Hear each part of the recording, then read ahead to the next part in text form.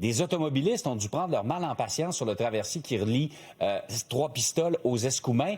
Ils sont restés à bord, Juliette, pendant 6 heures pour une traversée qui, normalement, prend combien de temps?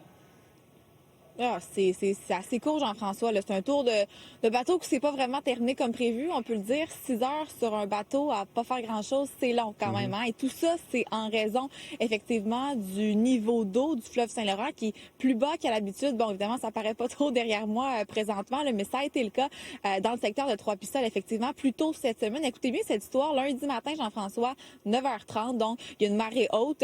Et à ce moment-là, finalement, il était 40 cm plus basse qu'à l'habitude.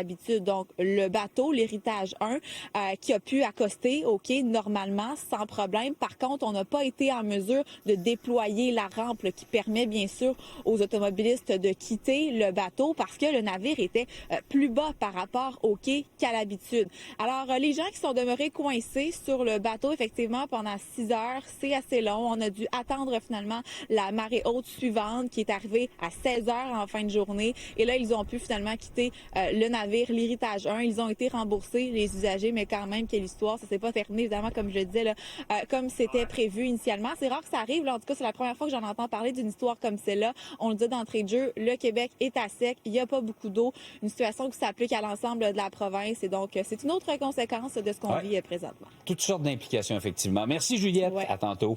À tantôt.